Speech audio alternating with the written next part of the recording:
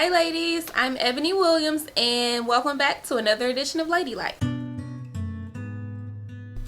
Okay, so for today I'll be sharing this second characteristic of what I believe makes up a modern day lady. Characteristic number 2. A modern day woman uses her words wisely.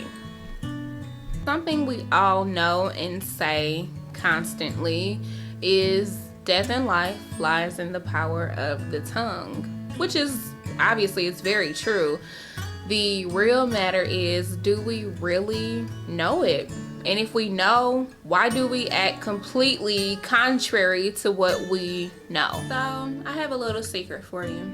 Whether you choose to believe it or not, our words really do have the power to tear down and also to rebuild, to restore. The real fact of the matter is that oftentimes, if we're really honest with ourselves and if we actually pay attention not only to the words that come out of our mouth, but really your thought process. If you pay attention to the words that you even think in your head, oftentimes you find that most of us are fairly negative, which is actually why I find it a little ironic that the word says that as a man thinketh in his heart, so is he. Obviously, we all know that our hearts and our minds, they're in two different locations. However, really what is truly in our hearts and our minds, they really do correlate with one another, which is really why my first characteristic was a true lady is gracious, because obviously graciousness is from the inside out. So if we're talking about inside work will also have to deal with your thoughts and your desires, your heart's desires. What are the words that are seeping into your heart?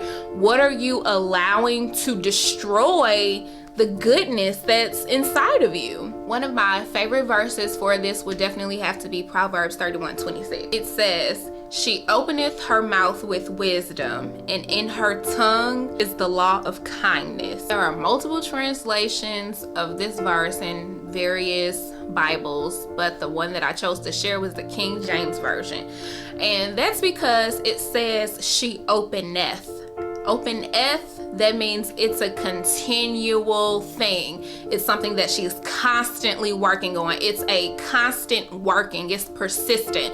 So we have to be consistent and persistent in regards to choosing to be wise with our words. Ladies, we have a lot of power.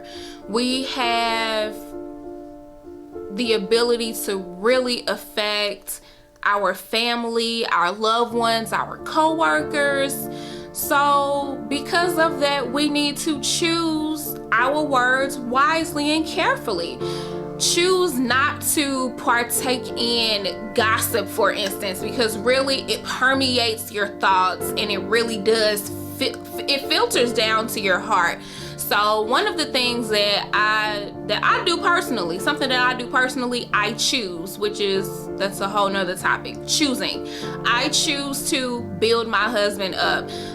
Just like he chooses to build me up. We all, as individuals and even in marriages, we all have our areas of growth. Because of that, I know for some women, they are just a little too vicious. It really is a way to empower your husband in a way, or a loved one, any loved one. It could be a child, whomever. It is a way to build that individual up without tearing them down to the point of hopelessness. So really, this week's challenge is a little bit different in that I want you to think of your words as food. Your words are fruit. Now, what that fruit is, that's up to you.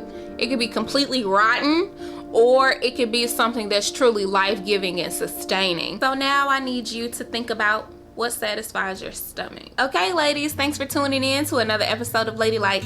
Bye.